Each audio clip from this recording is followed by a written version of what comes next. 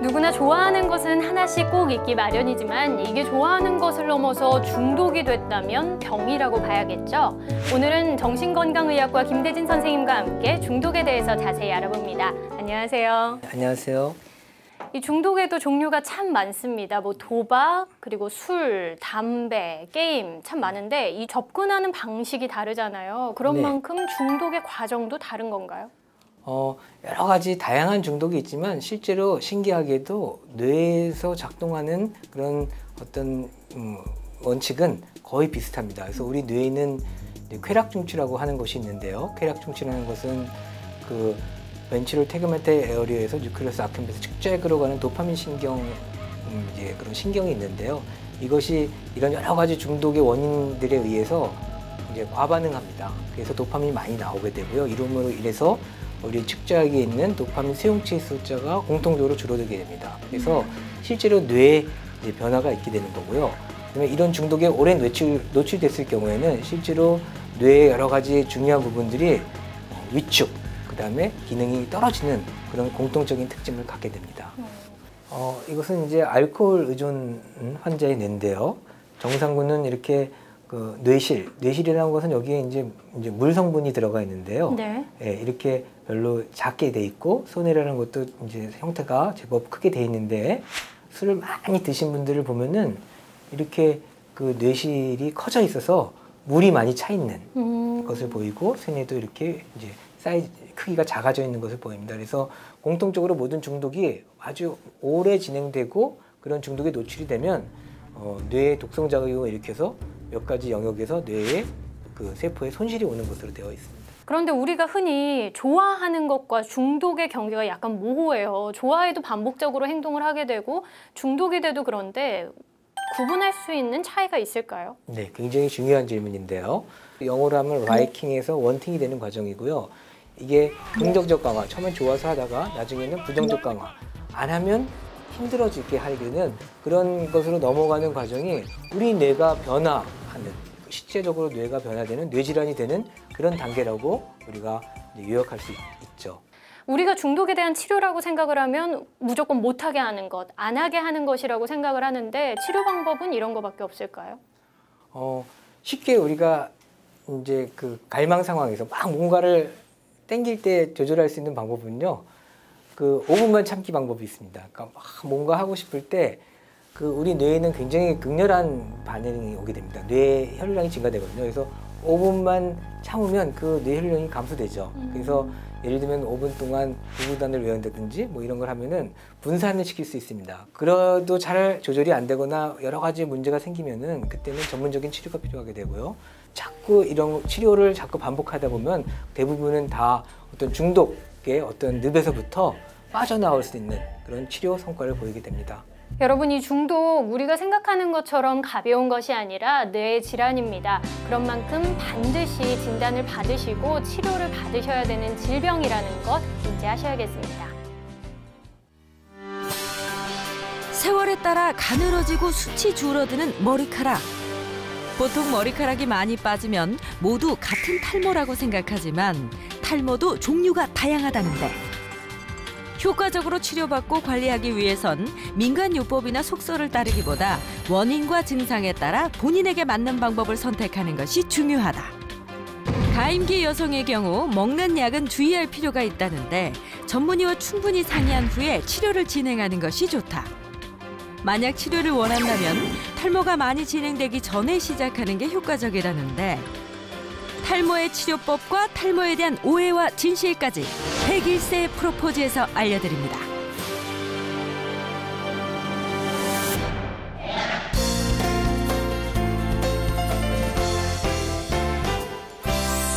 안녕하세요. 101세 프로포즈 아나운서 오유경입니다. 이 탈모 치료만큼은 속설이나 민간요법을 따른 분들이 참 많은데요. 잘못된 정보를 믿었다가는 오히려 부작용이 심해질 수 있다고 합니다. 그래서 오늘은 탈모를 방지하는 건강한 머리 관리법에 대해서 알아보도록 하겠습니다. 가톨릭대 의대 피부과의 강훈 교수님 모셨습니다. 어서 오세요. 안녕하세요. 네.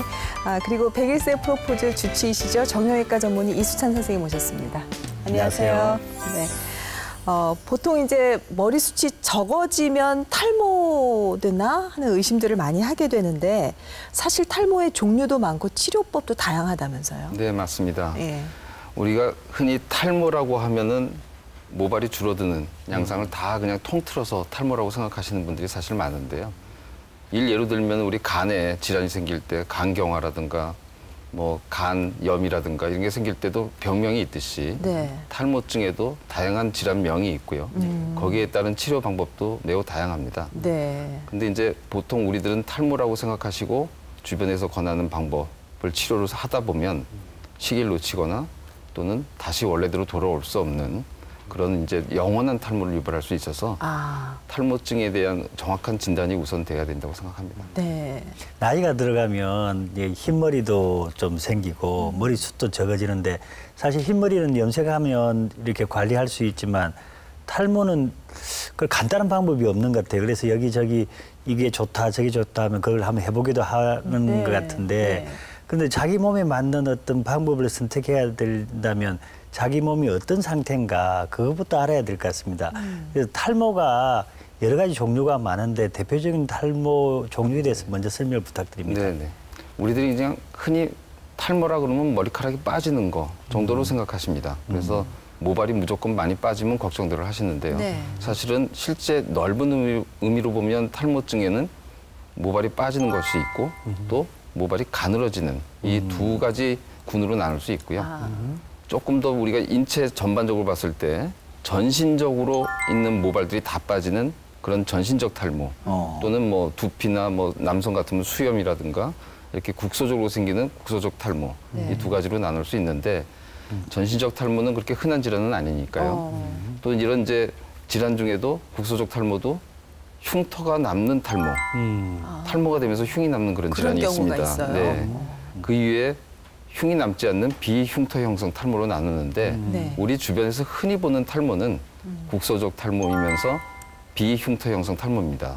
대표적인 탈모 질환으로는 국소적인 원형 탈모, 네. 뭐 어느 날 갑자기 동전처럼 머리카락이 다 빠지는 그런 경우 또는 남성형 탈모, 여성형 탈모가 대표적인 탈모적 질환이라고 말씀드릴 수 있습니다. 요즘 많은 분들이 뭐 남성형 탈모라든가 여성형 탈모로 고민들을 하시는데 그럼 이제 그 얘기를 좀 집중적으로 들어봤으면 좋겠거든요. 먼저 남성형 탈모증은 정확하게 어떤 형태로 나타나게 되나요? 뭐 병명에 있듯이 예. 남성형이니까 남성들에서 주로 이제 발견되는 탈모 질환이라고 생각하시면 되는데요. 네. 여성한테서도 남성처럼 보이는 그런 형태로 나눌 수는 있습니다. 네. 근데 이제 대표적인 남성형 탈모에 우리가 육안적으로 봤을 때 형태는 우리가 흔히 보는 앞머리, 앞머리가 뒤로 후퇴하면서 정수리 부위 모발이 점점 비어 보이는 또 드물게는 이제 우리 가마 주변의 모발까지 예. 다 비어 보여서 결국은 멀리서 바라봤을 때 두피가 드러나는 이런 질환을 남성형 탈모라고 합니다. 네.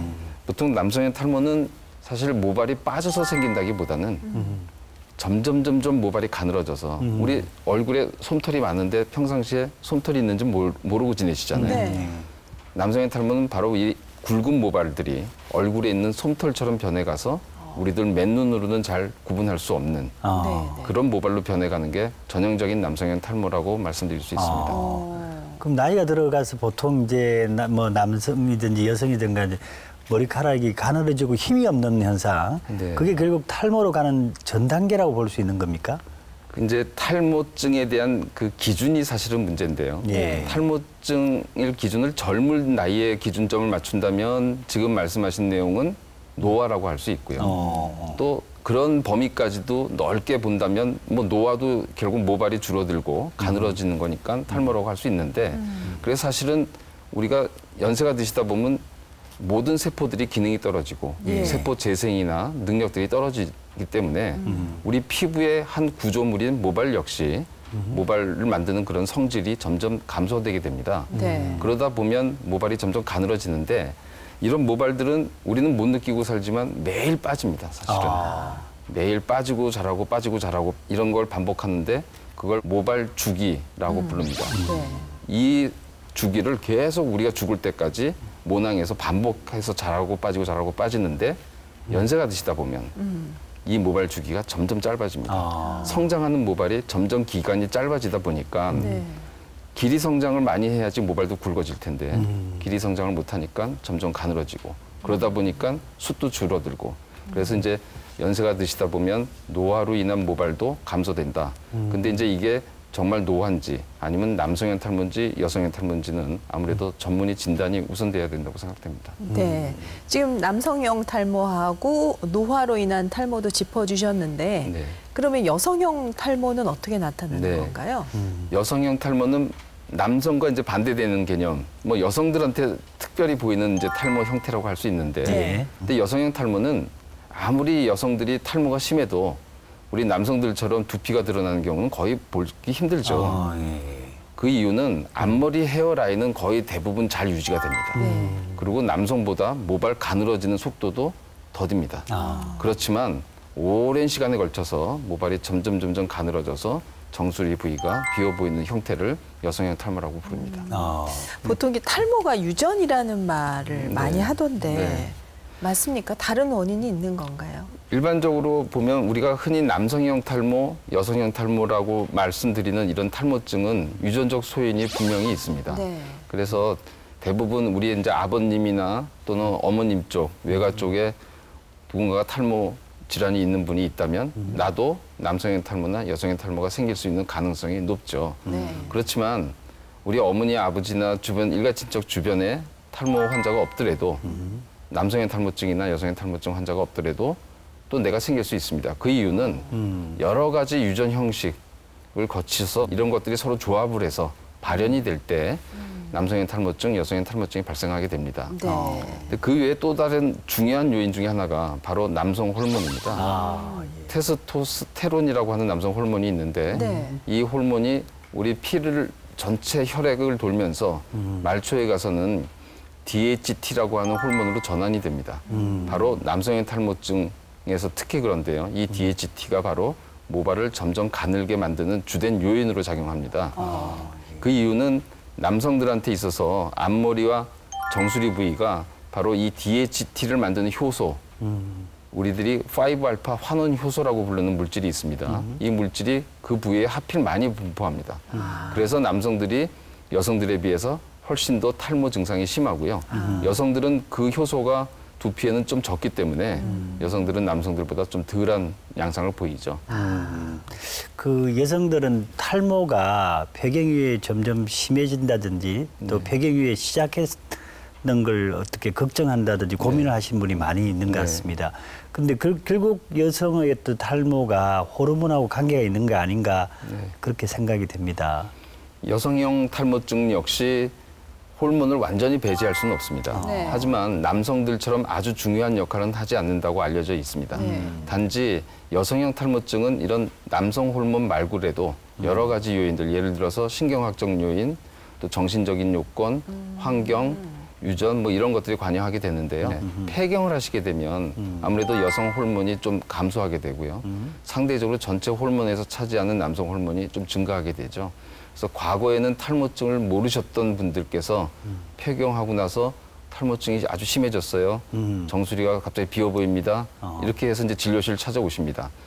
그런 분들 중은 두 가지 군으로 나눌 수 있는데 여성 폐경 때문에 생기는 어떤 호르몬적인 변화 때문에 생기는 탈모증이라고도 할 수 있지만 과거에는 뚜렷지 않았던 여성형 탈모증이 폐경이 되면서 좀 더 뚜렷하게 나타나는 현상이라고도 말씀드릴 수 있습니다.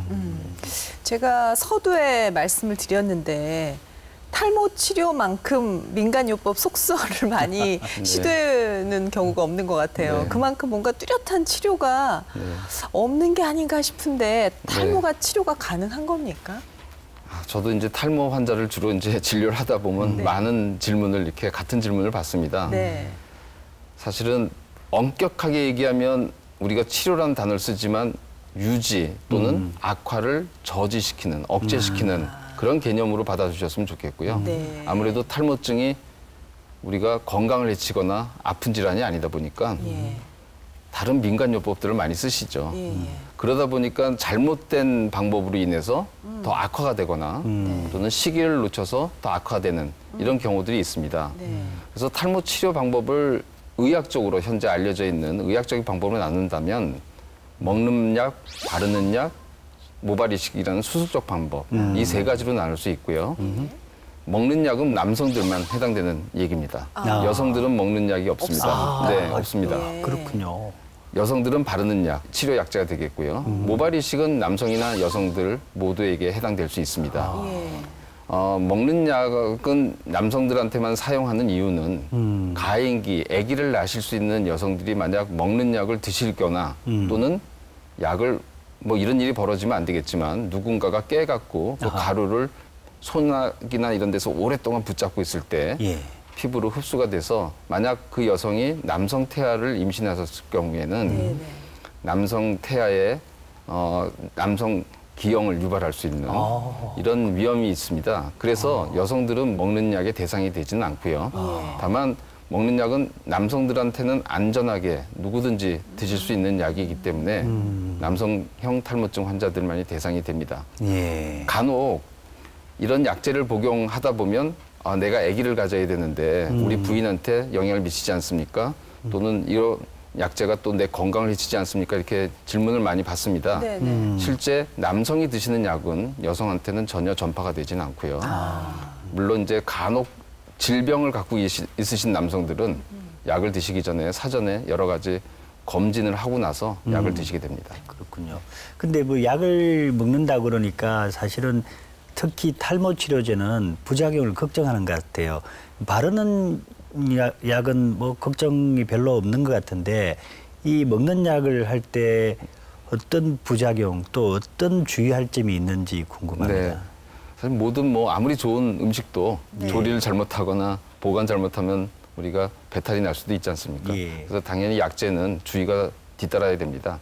먹는 약제로서 흔히들 잘 알고 계시는 부작용은 성적 욕구 감퇴입니다. 예. 그래서 성기능 장애라든가 이런 것인데 사실 그런 내용들은 대부분 약제를 복용하고 나서 1, 2개월 정도에 나타납니다. 나타난다면. 예. 근데 드물고요. 10만 명에 1명 정도. 그게 드문 거예요? 예, 드문데 이제 그걸 아주 몸소 느끼시는 분들이 간혹 남성들이 계시죠.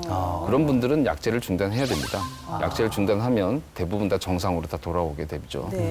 바르는 약제도 역시 뭐 미약하지만 부작용은 있을 수 있습니다. 흔히 알고 있는 부작용으로는 접촉 피부염이라서요. 바른 부위가 가렵다거나 붉어진다거나 또는 뭐 딱지가 진다던가 이런 것들이 있을 수 있습니다. 특히 여성들은 이제 바르는 약을 고농도를 쓰다 보면 원치 않은 구렛나루가 자란다든가 콧수염이 좀 진해지신다든가 그럴 수가 있어요. 그래서 그런 경우는 약제를 중단하시면 그것도 다시 정상으로 다 돌아가게 됩니다. 검은 깨, 검은 콩 네. 이런 검은 식품이 탈모 방지에 좋다. 네. 까만 머리가 난다. 이런 얘기들 많이 듣고 저희 어머니도 그래서 저한테 검은 콩 식초에 담아갖고 네. 주셨거든요. 효과가 있을까요? 결론적으로 말씀드리면 마음의 위안은 받으실 수는 있을 것 같습니다. 마음의 위안밖에 안 됩니까? 아마 모발이 예. 보통 우리나라 사람 대부분의 모발이 검다 보니까 네. 아마 검은색의 음식이 도움이 되지 않을까 하는 생각에서 검은 콩, 뭐 검은 깨, 검은 쌀 이런 이제 말씀들을 많이 하시는 것 같습니다. 네. 검은 색깔을 이런 곡류의 검은 색깔을 띠는데 주된 역할을 하는 건 안토시아닌이라고 하는 성분인데요. 네. 이 성분은 사실 항산화 효과 그런 의미로서는 있을지 모르겠고요. 네. 하지만 그게 직접적으로 모낭세포에 직접 작용해서 한다는 거는 조금 부풀려서 생각하시는 거로 생각하시면 되겠고요. 네. 특히 콩류에 대해서는 또 다른 어떤 그 좋을 거라는 예. 그런 생각들을 많이 갖고 계세요. 넓은 의미로 보면 아무래도 건강하신 분들이 모발도 좋고 피부 건강도 좋듯이 콩에는 많은 단백질이 있으니까요. 단백질을 풍부하게 섭취하는 거는 모발 건강에도 좋습니다. 더군다나 콩류에는 그 다양한 항산화 물질이 있어서 뭐 모발에 간접적으로 도움이 될 거라고 생각하지만 넓은 의미의 의학적인 과학적 관점에서 보면 이건 역시 직접적으로 모발 성장에는 기여하지 못한다 생각하시면 되겠습니다. 어떤 분들은 샴푸를 자꾸 감으면 두피에 안 좋다고 그래서 뭐 2, 3일에 한 번씩 감는다든지 또는 샴푸를 전혀 쓰지 않고 그냥 물로만 씻어내는 분들도 있다고 이야기 들었고 또 해보셨습니까? 그런데 제가 그냥 생각에 그러면 이게 노폐물이라든지 기름기가 잘 없어지지 않으니까 오히려 두피 관리하는데 더 악영향을 끼칠 것 같은데 정확한 답은 어떻게 됩니까? 네, 우선 선생님 말씀이 맞으십니다. 아, 예. 결국은 모든 인체는 청결해야죠. 예. 사실 청결한 거는 모든 건강에 바로 직결되는 건데요. 네. 이 시점에서 강조하고 싶은 게 있습니다. 모발이 자라고 나고와 또 머리카락은 별개 문제입니다. 무슨 얘기냐면 두피는 우리가 흔히 보는 머리카락은 우리 눈으로 보는 건 두피 겉에 자라나는 머리카락이죠. 죽어있는 각질입니다. 그러니까 샴푸나 이런 미용 세제 이런 물질들은 대부분 두피에 작용하고 모발을 청결하게 하는 데 도움을 주는 것입니다. 이런 물질들은 절대로 두피 속에서 자라나고 있는 모발을 만드는 세포, 모발 세포에는 영향을 미치지 못한다는 거죠. 그래요? 네. 그래서 사실은 두피를 청결하게 못할 경우는 두피가 지저분하고 두피가 염증이 생기고 그러다 보면 가려움증이 동반될 수 있고요. 그러다 보면 또 자연스럽게 긁겠죠. 예. 긁게 되다 보면 두피에 상처가 생기고 출혈도 생길 수 있고 딱지도 생기고 이런 여러 가지 악영향이 미치게 되고요. 아무래도 긁다 보면 모발도 같이 이제 긁게 되니까 모발 각질이 손상돼서 모발이 부러지거나 갈라지거나 해서 이것을 마치 탈모로 착각하시는 분들이 계십니다. 우리가 탈모증이라고 하는 거는 피부 속에 있는 모발을 만드는 세포가 자체가 문제가 생겨서 생기는 걸 탈모증이라 하지 모발 각질이 문제가 되는 건 탈모증에 속하지 않습니다. 이외에도 탈모증 관련해서 궁금한 분 많으실 텐데요. 오늘도 친절한 진료실 시간 준비했습니다. 화면 먼저 보시죠. 첫 번째 질문입니다. 파마나 염색을 자주 하면 탈모가 유발될 수 있다던데 실제로 그럴 위험성이 있는지 궁금해하시는 분들 많았습니다. 다음으로 머리빗을 이용해서 두피를 두드려주면 탈모 예방이나 완화에 도움이 된다고 하던데 정말 그런지 질문 주신 분들 계셨습니다. 마지막으로 모자를 자주 쓰면 탈모가 생기거나 혹은 악화될 수 있다고 하던데 정말 그런지 궁금해하시는 분들 많았습니다.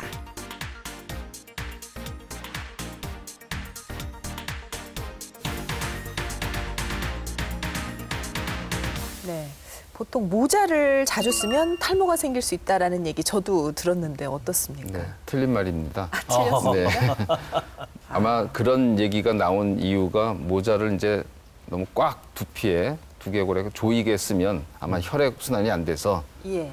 모발에 영양 공급이 안 돼서 탈모가 생긴다라고 생각하셔서 아마 그런 말씀들을 하시는 것 같은데요. 실제 모자를 아무리 단단히 써도 두피에 공급되는 혈액은 이상이 없습니다. 그러니까 모자 때문에 탈모가 생긴다는 거는 잘못된 속설입니다. 언제 한번 모자 안 쓰고 직사광선 쐈다가요. 네. 그대로 익은 적이 있는데 그렇죠. 그러고 나서 한동안 머리가 좀 빠졌던 적이 있었어요. 그거는 이제 우리 화상이나 일광 화상 때문에 일시적으로 생기는 모발 부러짐이나 생길 수 있겠죠. 그래서 네. 모자는 오히려 쓰면 자외선을 차단해서 피부암 예방도 되고 또 모발 각질은 햇빛에 상당히 약합니다. 특히 여성분들 뭐 펌이나 또 염색 자주 하시는 분들은 안 그래도 모발 각질이 손상이 많으신데 네. 만약 자외선을 직접 오랜 기간 동안 쏘인다면 아무래도 더 손상이 심하겠죠.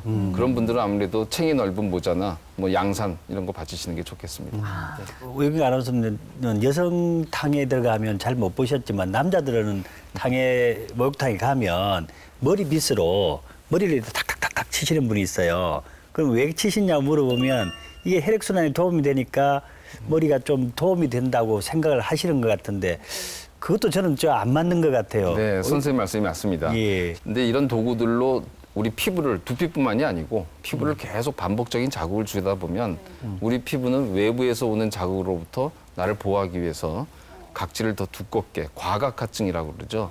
두껍게 만듭니다. 그러다 보면 피부가 단단해지고 두꺼워지고 부작용들이 많이 생길 수 있고요.